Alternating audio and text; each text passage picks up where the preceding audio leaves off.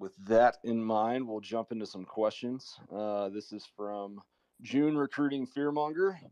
Which defensive lineman impressed you the most on Saturday? Other than Carter, who do you think will be most impactful on the line this season? So that's kind of two questions in one. I personally would say the guy that impressed me the most was Nolan Smith. I guess, maybe you could characterize him as an outside linebacker, but he lines up with his hand in the dirt, so I'm calling him a defensive lineman. Georgia's run defense was noticeably better when he was in the game, and he was the guy who most consistently set edges. There was a couple back-to-back plays where he jumps inside the gap between the tackle and the guard when lined up on the right tackle, and then the very next play he does it when lined up across from the left tackle. So thought he looked very good. The guy who I think will be most impactful on the line this season, other than Carter, I'm going to go – I still think it's going to be Mykel Williams. I just think you saw him, playing in his first college football game against what is actually a very good offensive line on Saturday, and it's just going to take him a little while to put it all together, but I think he's going to be very disruptive in the very near future. Let's hear from my co-hosts. Yeah, for me, I think I loved watching Tyron Ingram Dawkins on Saturday. He didn't play. I think he played about 15 snaps or 17 snaps, but when he was in there, he was very, very dominant at his position. I think he was the highest graded run defender on that defensive line. So I think with some development, I think that's a guy that's going to be really good by the end of the year.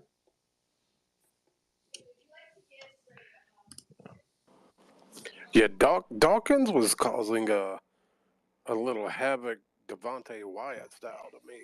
Yeah, he was playing really physical, and I think Oregon was running a quick game, so there wasn't a lot for the defensive line to do in terms of pressure, but he was, if there was havoc to be caused, he was definitely doing it. So I really enjoyed watching him play when he was in there.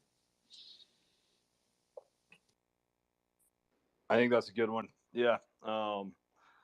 He has that interesting body type where he can really line up at any position on the line of scrimmage. So it'll be fun to see kind of how he progresses. So this one would be a good one for Jason. And maybe we can share what I put on the forum last night as well. But Jason, who else is being targeted in defensive back recruiting to finish out that room? The question asker says Chris Peel seems likely. Cormani McLean seems unlikely. Anyone else? And then they also asked about Jurion Dickey. Yeah, I'd definitely mark McLean off the list, and I think Chris Peel, we really want him bad. The main thing on me, and I think me and Graham talked about this, is with Chris Peel, I think you're going to want to look at which 2024 quarterback we get also. I think that's going to be maybe not the main part of it, but at least a part of it. Because the other big player for Jaden Davis is Michigan. And right now, I know I have it, and I know Graham has it, and I think pretty much everybody kind of has Georgia getting Julian Sand from California in the 2024 class at quarterback, which would probably push Jaden Davis to Michigan, which is Chris Peel's teammate for this year. This is Davis's first year in North Carolina, but I believe they become, pretty close. I don't think they're necessarily a package deal or anything, but I would still kind of look at that and see, okay, if Sayan pushes Davis to Michigan and they're already a big player and we already have, all of these DBs committed, then, what does that mean for Chris Peel? As of right now, I would have him. I would say he ends up on Georgia's commit list, but that's definitely something to look at down the line. Yeah, and I guess, in the interest of transparency, why not throw it out there?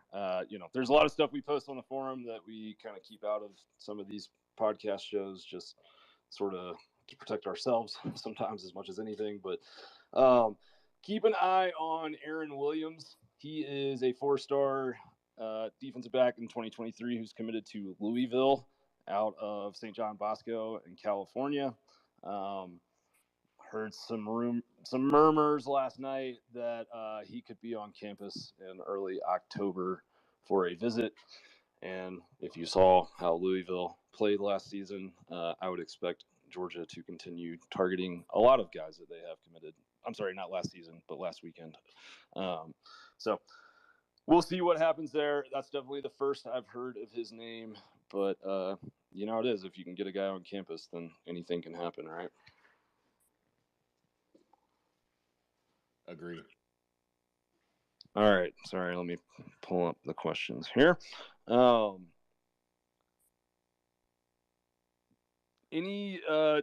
guess we have someone that's asking about the kind of 7 cloud mystery, as they're phrasing it, in terms of sort of just what's the story there.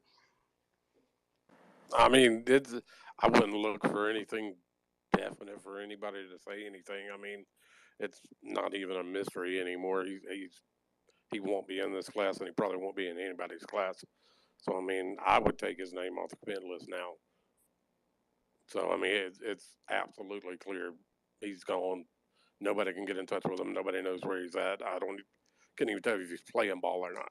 So, Yeah, No, he's not playing this season. Yeah, that's what I was going to say. He's not. His he's name not playing. doesn't exist. And the problem with the decommit is everybody uses some social media for that, and he's never on there. I mean, last probably 6-9 months he hasn't posted anything, so they're just gonna have to figure out on these recruiting websites what they're gonna do with that. Yeah. Okay. Well, not really a mystery then, it sounds like, but sad to hear that, and hope his career pans out the way that he wants it to.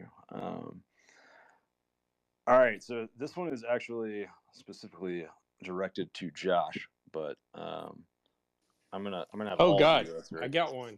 You got one, buddy. All right, put me in, coach. What impressed you most about Saturday? It doesn't have to be a player or position, just what got you excited about being a part of and around Georgia football for the next year. This year. Okay, certainly the offense came out of the gates looking better than we could have exceeded expectations, but digging deeper is how well the running backs were utilized and played, and just seeing Chris Milton healthy, seeing Kenny McIntosh and his diverse role in the offense got me really excited. We knew Bowers was going to be great. Certainly a healthy Darnell, as good as he played blocking, but overall, it's like, without a doubt, the offense was the most impressive. And certainly, I just loved how the running backs played. Nice. I'd like go around the horn, guys. What made you excited from Saturday? John, I'm calling on you. Okay, got it. Perfect. I'm looking at the horn, and Dustin was up next. If we're going around the horn, no. Okay. So for me, I loved the how aggressive the young guys played on defense in particular. So Kirby, he actually had a quote where he said that it's more important to be loud and be wrong than to be quiet and be right in some of these early games. And so just the athleticism and how just, these guys were all over the place. Now, they weren't always, there were some missed tackles, there were some missed assignments, those types of things. But when you look at the collection of athleticism for these young guys, that got me really, really excited as well. Yeah, I think for me, I know the offensive line is a big strength for us, but the way we just were able to do whatever we wanted to do, and I know we had too deep. We had a lot of people rotating in, but to me, you look at the PFF grades, pretty much all of them that were rotating in were within 5 PFF grades of the ones below them. So I was really impressed with the offensive line, and I should be able to help Monkey and dictate whatever he wants to do on offense going forward.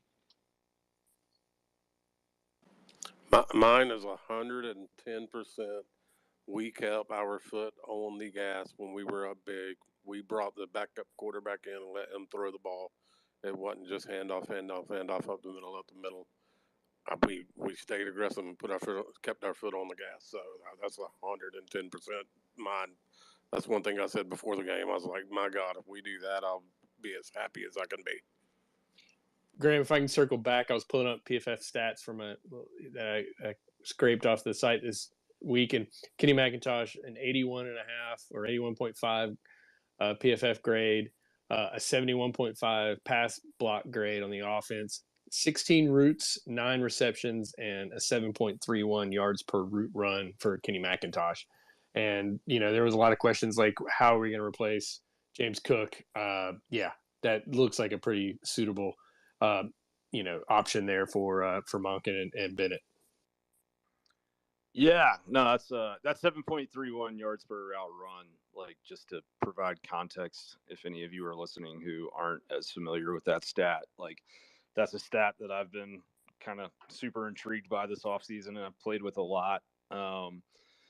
That is a whopping yards per route run. I mean, like, that's kind of the yards per route run that you would normally expect somebody that came in and played 2 snaps to have, like some backup that came in for 2 reps and got 1 catch, like, for however many yards. But to have that off 16 routes is just indicative of how good he is. I mean, we talked about this on these spaces, right, a lot, kind of leading up to this game, that he runs routes like a wide receiver, and it was fun to watch him on Saturday. And I think, this is kind of a piggyback off of Jason's answer on what had him excited, but Todd Monken just makes me feel like so sane as a football observer or fan or watcher, because like when you go and look at a team that Georgia's about to play, and like there's kind of this obvious spot where you're like,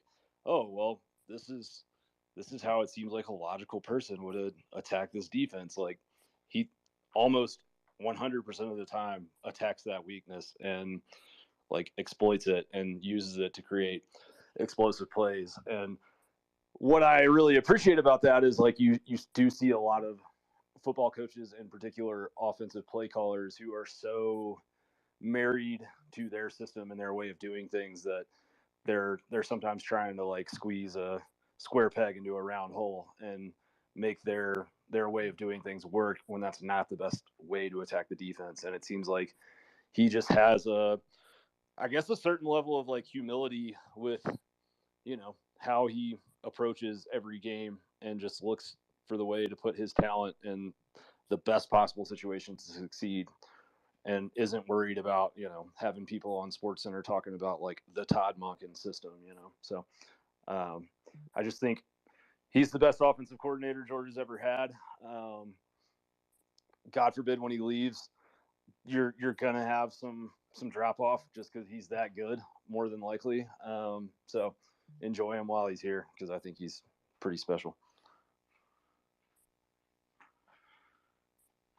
All right. It looks like we have Joshua joining us now. Joshua, I see that you're added as a speaker. So yeah, yes, there sir. you are. Glad to be here. Josh? Absolutely. First of all, how are you doing? How's your high school season going so far? I'm doing good, man. Can't really complain, honestly. We starting off 2-0. We got a bye week this week, and we in New York next week. So just keep trying to build and keep going and winning. Trying to stay undefeated. Awesome. Yeah, undefeated is never a bad way to be. So, when was the last time you were down in Athens? The last time I was down in Athens was for my official visit back in June. Or was that May? Yeah, May or June. Gotcha. So do you have any plans to try and catch any games this fall? Yeah. I'm right now, me and my mom looking through the games. I was trying to make come up to the Oregon and Georgia game, but we had a game the night before, so I was really tired, didn't make it to that game. and then it's a possibility of me coming to the Georgia and Auburn game. So just got to talk things out with my mom, and we definitely trying to make it back to Athens for sure. Awesome, man. Yeah, I mean, I think we had one of our subscribers in the forum post a question earlier, kind of asking just what what was it about Athens and the South and UGA. I mean, I know that you're in Virginia, so that's also the South. But what drew you to the place? What made you fall in love with Georgia? It was a lot of it was the surrounding area, just being in Athens and then having Atlanta right down the street. I just felt like it was a good place for me to be able to truly be myself. And the competitive nature on the team, it's just so much that comes in between the lines from football and outside of football that really was like the just the book change. It was just the staff, getting able to come down there and the whole staff treats you like a family, even though they really just meet you. They know about you, of course, but you get that family feeling off the rip. Everybody showing you love. Everybody happy for you to be there. It just wasn't really, it wasn't much of a hard decision. It was kind of hard, but it was kind of no-brainer at the same time. I just knew it was a perfect spot for me when it came from, the coaches who going to coach me to the players who going to be beside me day to day. It was just the right spot for me personally. That's awesome, man. And I mean, I know that you're in a high school environment that is definitely challenging academically. When you talk about kind of the school side of things at Georgia, is there anything that you in particular are interested in studying down there? I plan on studying psychology when I get there. Nice. That's super cool. Right on. So tell us a little bit, like Coach Searles got hired obviously this offseason, a guy who has been at some of the best programs in college football, been at Texas and been all over the SEC. But I think he's a guy maybe that just Georgia fans don't know as much about because we don't see him talking to the media too often. What's he like when you get to sit down with him man to man? Man, he's a great dude. Like honestly, he's a person that you could come to and you could talk about anything that's going on in your life besides football. Like when I talk to Coach Searles, most of our talks don't really be about football. It's usually just like what's going on around life. That's what I love about Coach Searles, and we relate on such a deeper level than just football itself. So like Coach Searles is just a real down to earth dude, and he always he gonna be there for you. Like I trust that man. I trust him with my college decision. So I love him to death. I can't wait to be coached under him. I feel like once everybody really gets to know Coach Searles, they'll love him as a coach because he's just a great guy overall, him and his family. All right, Joshua. I'm the one that always tries to be funny and everything. So give us the scoop on the nickname. Okay, so the nickname Doogie, well first the nickname is pronounced Doogie. I know a lot of people usually either Doogie or something else, but usually I don't really trip over it because people 9 times out of 10 gonna end up saying the nickname wrong. So I just let them say whatever they say, but it's Doogie. My father gave me the nickname when I was a little younger, so I just carried it with me, and it really just, it just came what everybody knows about at this point. So I just been carrying it on for a little bit since my father passed, and it's just been what everybody know me as. Yeah, you notice I didn't say the nickname when I asked about it. That's the reason Yeah. I did, because I didn't want to say it wrong. That's a pro move right there, Jason. Yeah. Hey, what other Georgia commits are you close to? You close to Haynes, aren't you? Yeah, I'm close with Yazid, Bo, AJ, Ja. It's a real good group. I feel like we really gonna come down there and really be a game changer for the program. I feel like our group really has solid heads on it, and cats who coming in there with the right thoughts on their mind. So, I'm loving the class. I'm loving the guys. Can't wait to get down there. So I posted on the forum for everybody, or on the Twitter Spaces, his highlights from his first game of the year, and also your highlights from the summer from a workout. I know a lot of people have been raving about your body transformation in the summer and your workouts. Can you kind of let us know what you've been working on lately in the summer? Yeah, I've been working on, I've always been really strong on, working my technique and, trying to perfect my craft down to the T. So I've been working on technique really, a lot. Definitely my feet work, hand placement, hand drills just to have quicker hands when it comes to playing the line. I just been working all the way around, trying to stay solid coming into the season. So I was just keeping, just keeping everything afloat. Yeah, and another thing, we don't get to hear about him a lot, but a lot of people really rave about Eddie Gordon. What's your relationship with him, and what's kind of your vibe that you get from him when you get to make visits at Georgia?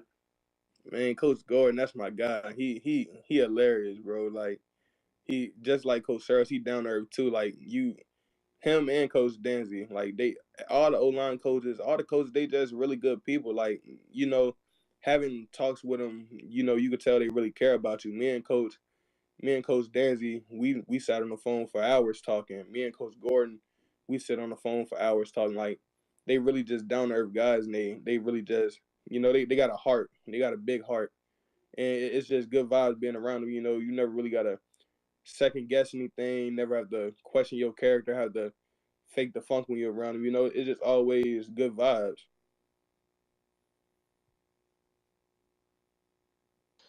That's awesome to hear. So when you kind of we're going and getting to know the staff and talking about your future and your career. I know that some of the recruiting services have you kind of classified as an inside offensive lineman, but I think in a past conversation you had said that Georgia, has kind of recruited you as a tackle. Is that correct? Yeah, that's correct. Me and Coach Saros, when Coach Saros offered me, he let me know.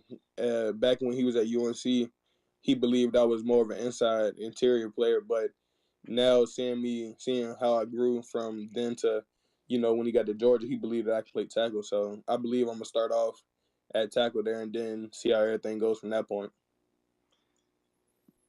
Awesome. Yeah. Well, watching your tape, it seems like you've got all the tools to make that successful. Listen, if y'all haven't watched it, go over to Duji's timeline and search Whistle, and you'll see him taking this kid for a ride into the referee. One of my favorite blocks of the year. How does it feel when you're out there, Duji, and you get kind of locked in like that, and you get somebody on skates? It feels good. It's an amazing feeling, honestly, because you thinking about making that play before the game even starts. So, me personally, before the game, I listen to music. Once I listen to some music, a few certain songs, that get me in the mode. And once I touch that field, it's straight business time. So once I get that right grip on you, and I get to take you for that ride, it's gonna be some trash talk coming behind it. It's gonna be a hard time for you. You gonna get real tired of me because I'm nice. I'm a bear at heart. If you meet me, I'm good kid, head on my shoulders. I'm very respectful. But once it comes to that football field, I'm a completely different person. So you just got to deal with me all night. Yeah. Now don't leave the fans hanging. We want to know what's those three or four songs that you're talking about listening for the game too. Okay, I got you. We got NBA YoungBoy. We gonna have some him in there. I'm gonna give y'all 4 artists. I'm gonna give you 3-4 artists that I listen to before the game. NBA YoungBoy, Rod Wave, Lil Papa, and Lil Durk. Those my 4 go to. I don't know what it is, but all their music just hit me in a certain way right before a game and just get me in that mode, get me in that mindset. Man, that's a deadly combination right there. And what he that's a big 4 right there. Yeah. I mean, I'm gonna go and listen to those guys after this phone call and see if I start putting folks in the Gatorade table, but I don't know if it's gonna work or not.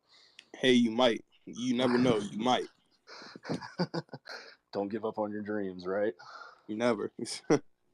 So, with your, with your high school season, like I know that sometimes people, like you play private school ball, and sometimes people see private school ball and they think, certain things about the level of competition, but you guys are traveling all up and down the country playing lots of elite different teams. That's correct?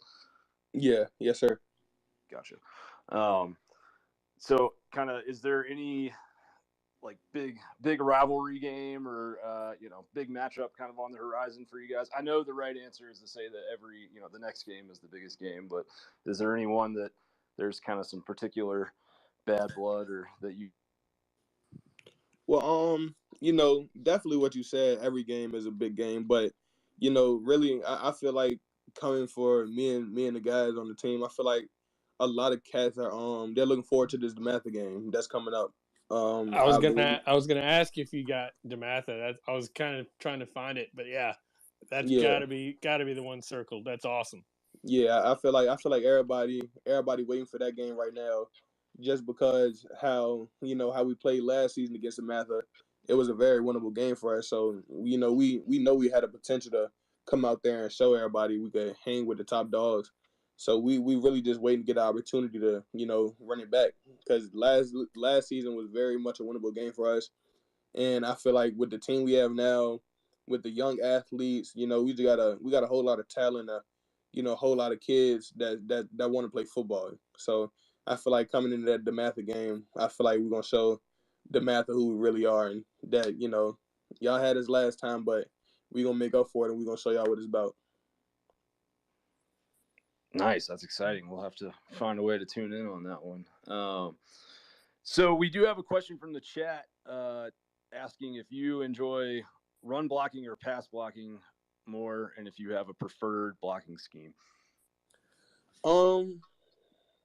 I don't have a preferred blocking scheme, but I will say that I think I like pass protection more, but I'm more dominant of a run blocker because of how much I don't like run blocking, if that makes sense. Yeah. No, that makes total sense. Typically as a player, the thing that you have to focus on a little bit more is the thing that you tend to sharpen the iron a little bit better, right? Yeah, definitely. I guess watching Georgia on Saturday. Did you get a chance to watch the game? Oh yeah, I was tuned in the whole game. Yeah, so what did it get you excited watching? I mean, we've seen kind of Todd Monken since he showed up in Athens. We've seen Georgia's linemen downfield more and pulling more and just doing more things athletically. But I felt like on Saturday you kind of saw the added influence of Coach Searles, where like they've got these guys, getting way out on the edges and blocking screens and getting downfield and locking up safeties. Is that the type of system that excites you? Yeah, I love the system because I feel like with my athleticism, I feel like I'm able to, get to that second level or even that third level with the safeties and make that block to, get us to that touchdown. So just watching how everybody played from offense to defense, it was just, I already expected it from them, because knowing how they go in practice, that competitive spirit, I already expected them to perform how they did. So just being able to see it in full effect, it made me real proud to be a part of it. I can't wait to just join the rest of the offensive line, join the rest of the team, and just help produce for them. Awesome. If it's all right with you, Joshua, I do want to open up and see if there's anyone here listening that wants to ask you any questions. If you're listening and you have a question, just request to speak and we'll add you in here. But how about Josh, John, Jason, Dustin? You guys have any other questions for Joshua?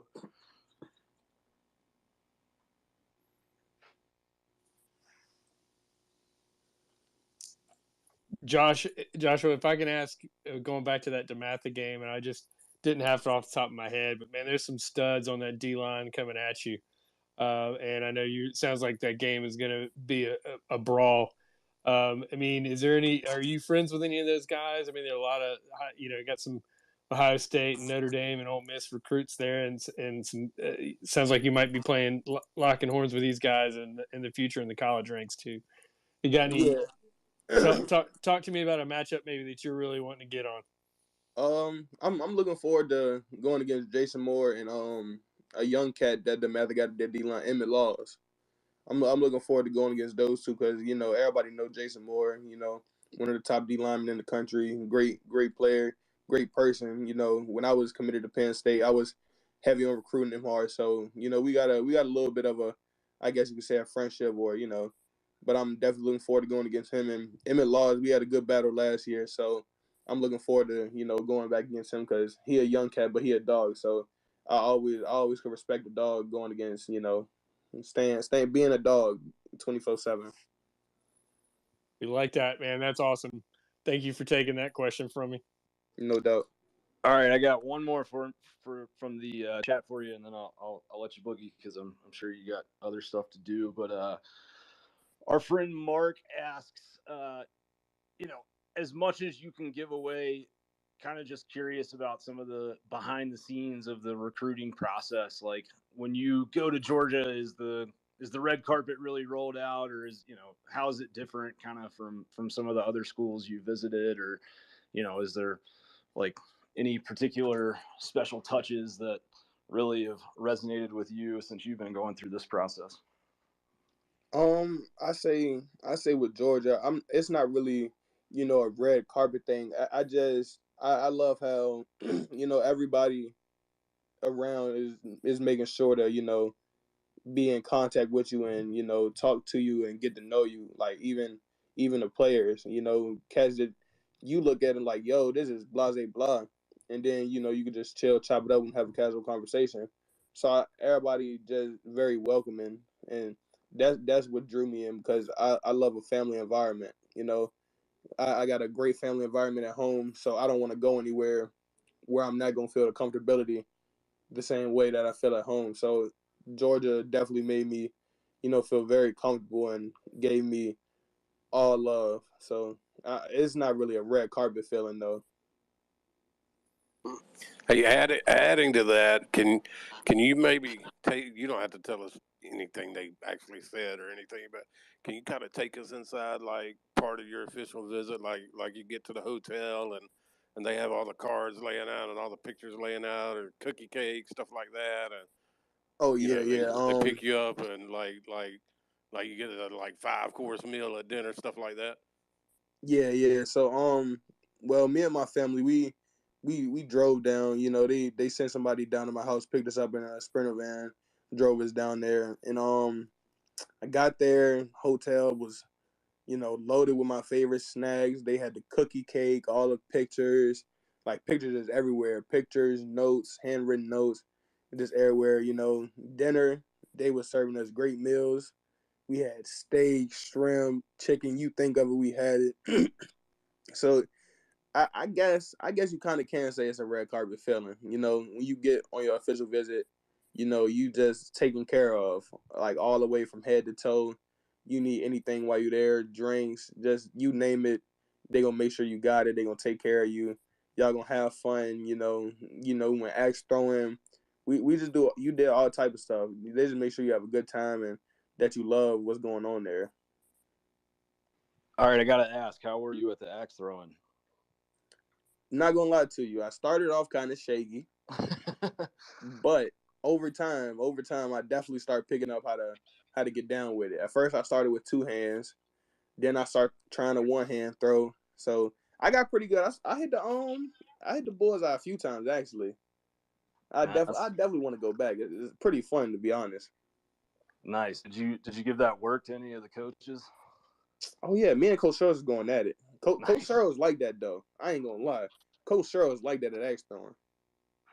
Well, I mean, it sounds like he must be doing it every time they have a recruit in town. He's got more practice than you do, huh? Yeah, because man, he was making it look easy. He was calling the shots and everything. Man, that's a fun piece of info. Was there like you mentioned, kind of just the family environment and some of the current players? Did you have a current player that was sort of your host or your buddy for the official visit weekend, and any of those guys that you've gotten tight with and keep in touch with pretty regular? One of the old linemen, Micah. Lordy, I can't think of his last name right now. Micah Morris. Yeah, Micah Morris. Yeah, Micah was my host, and who else were we around? We were around a lot of players during my official visit. It was too many heads to even remember. I remember being around Nolan, Warren.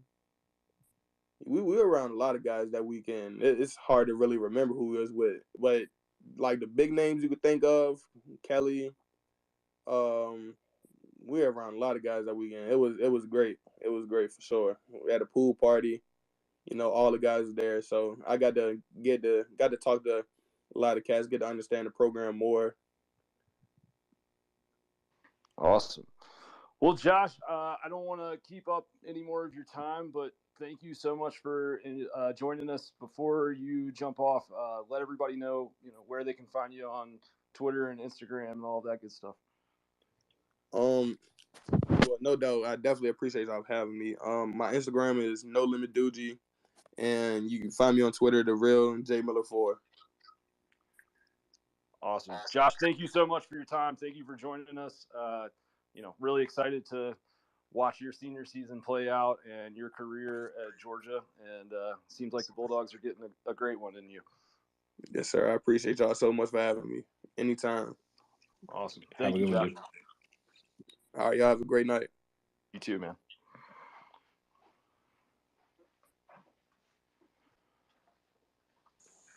Might have to have a watch party for that DeMatha game if it's on. I bet we could figure that out. That's going to be a good one. I know you're pretty good with the streams, Josh. Well, yeah, that was a blast, man. Great having him on. Jason, Dustin, Lamar, thank you guys for setting that up. Just a really fun, impressive young man to talk with. If anybody in the chat is listening and has any UGA football, UGA recruiting related questions, now's a great time to jump in, request to speak, and we'll add you in. I do have a couple from the YouTube chat. Jason, this one would probably be for you. I know you get this question every week, but the target moves a little bit. So says, putting you on the spot, who is the next UGA commit? I'm actually glad that somebody asked that, because I mean, you have Tyler Jason, Williams. you there?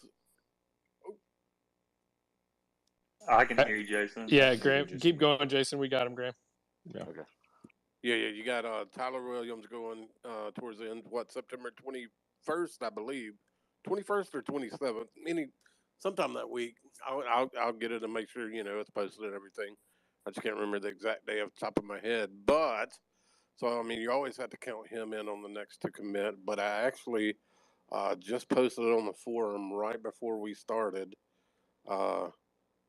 A 5-star who could possibly be, if not the next commit, one of the next 3. And if we want to tell that one now and make it free, we can go on and say it's Samuel Mpemba. I would put him on commit watch. That's a boom. That's a big boom. That's a big boom because that's a big one. I would not be surprised one bit if he goes ahead and pulls the trigger pretty soon. And if he does, that would be very good news for UGA. Jason's over dropping bombs.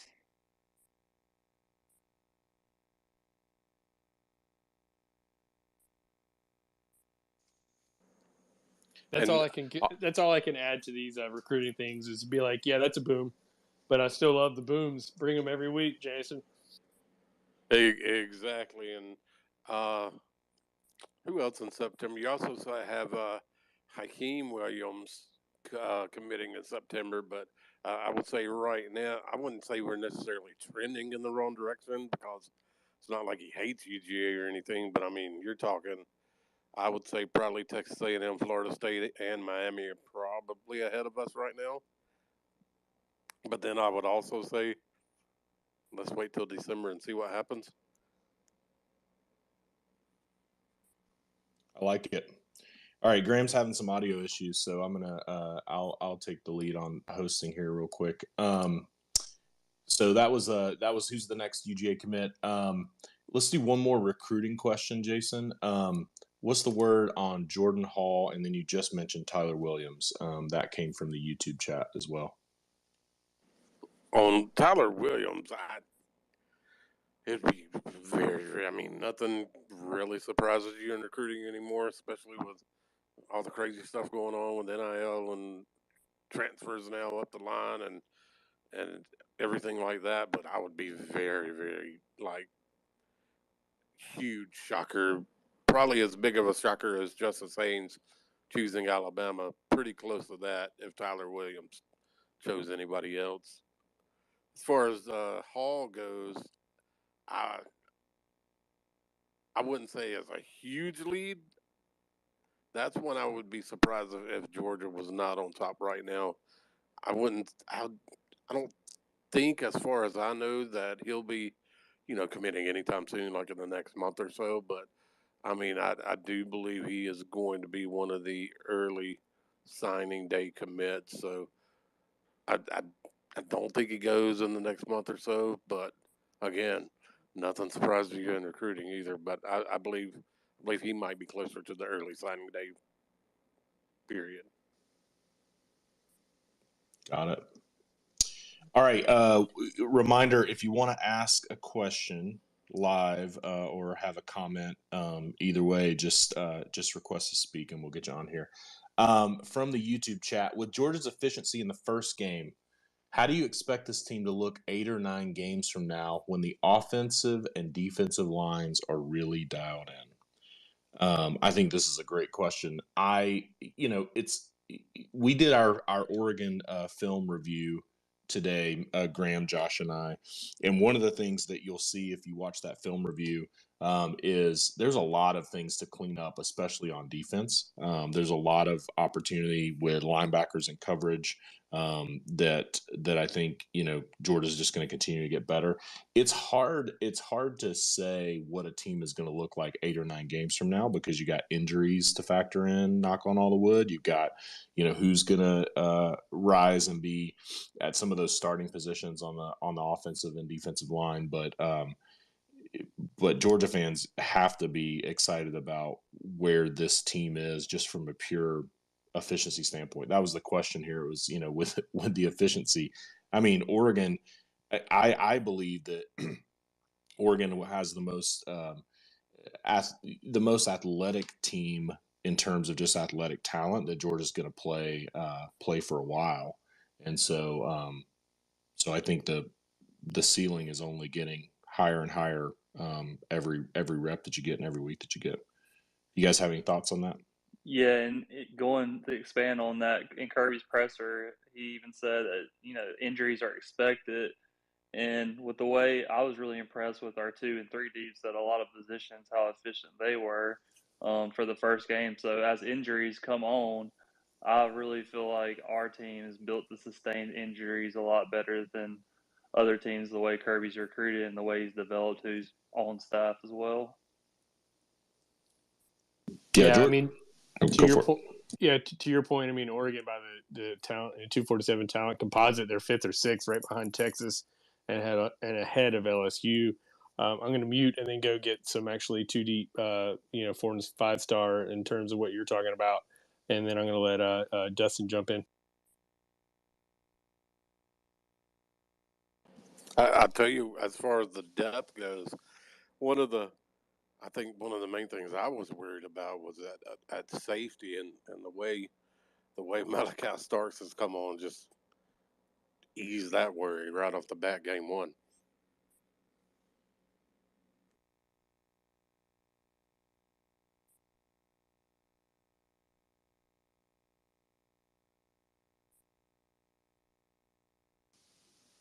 All right. If you have questions, requests, and we'll get you on here. Or comments. One other from our Ask Dog Central forum. This is from Bank 6, who's actually in here. Hey, Bank, what's up? What's up, guy? Thanks for being part of the forum. With Malachi getting snaps at safety and linebacker, does anyone see him being used similar to a Honey Badger or Isaiah Simmons?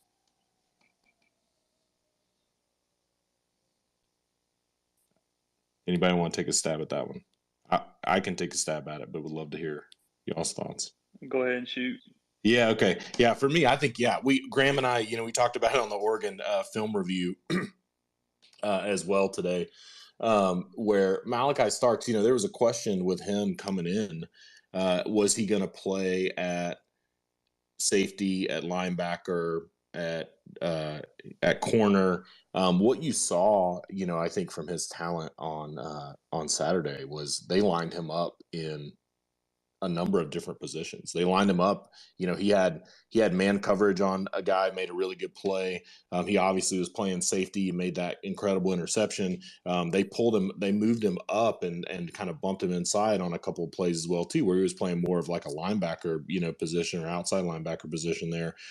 He is such a versatile athlete that I definitely see him being used as kind of it's almost like that I hate to call it a utility defender because that I think diminishes how good he actually is. But I think you can put him in situations. What you can do is you put him in situations like Honey Badger and Isaiah Simmons. What they were able to do is Clemson could put Isaiah Simmons in a situation where you eliminate a mismatch immediately. So where the offense thinks they have a mismatch on their personnel, you put them in a position and line them up in a place where that mismatch no longer exists. And I think you're going to see a lot of that from Malachi Starks. He can be a mismatch eraser as he continues to develop and get better as a defender. But man, he was pretty dang good this weekend at a number of different positions. There was a game, and I can't remember who it was against, but Isaiah Simmons in that game played 8 different positions on defense in the one game. Exactly. And I mean, I literally could see that. I mean, with Sparks. I mean, you're talking Starks. You're talking, 5 different DB positions, 3 different linebacker positions. Sooner or later when we need to, he's going to rush the passer. John, you were so quick on Sunday morning to drop in the snap counts, and we saw how deep Georgia played in Oregon and having that game in hand early in the second or midway through the second quarter. Curtis from the YouTube chat, building on that and expecting to see a lot more players get some snaps on Saturday. Who are some players that we may not see much more rest of the year or we haven't heard of that are going to get some meaningful snaps against what presumably will be a glorified scrimmage versus Sanford, with all due respect to those Bulldogs?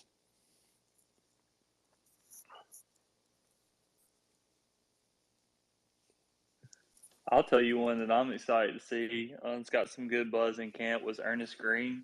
I think if injuries happen, he might be needed to play this year. But he's one of those guys that you stick him on the bottom half of the SEC, he might even be starting as a true freshman.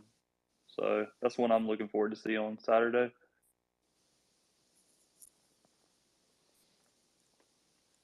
Yeah, I'm excited to see. From a skill position standpoint, I'm excited to see Savon Clark. I think you're going to see him probably more on Saturday. A guy who's been in the program for a couple years, and he's a guy that I think Stanford is the kind of game where he'll probably get rewarded a little bit. I think Dalen Everett is another guy that I think it's interesting because I think Dalen Everett is going to be a guy that you're going to see more and more as the year goes on. I think at some point, he's going to be. He and Nyland Green played the same number of snaps on Saturday, and again, it was a 49-3 game. But I think he's a guy that's going to be pushing definitely up into the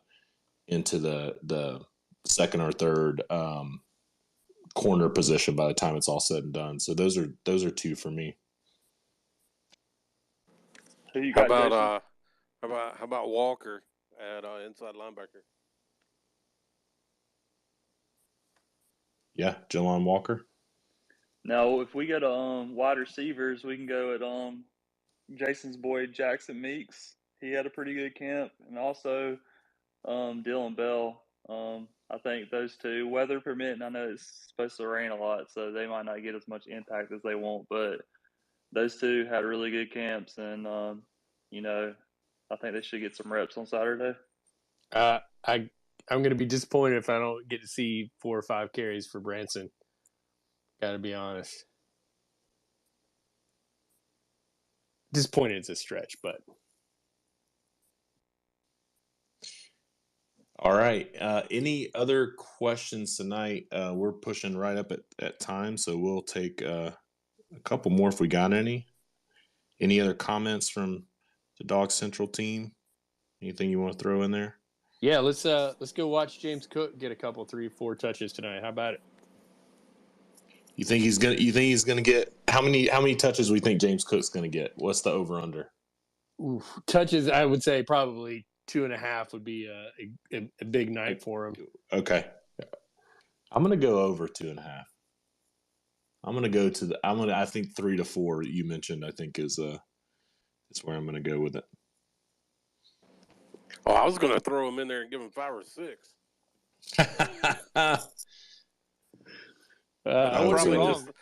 I'm probably just excited for NFL football to start, so don't listen to me. Yeah. Well, thank you all for joining. It was a great night. Hopefully, if you didn't get a chance to hear Joshua Doogie Miller join us, UGA 2023 recruit. He joined us earlier. We'll have this on YouTube. We'll have it on the podcast. Come see us at dawgscentral.com. We're over there dropping practice notes, dropping analysis.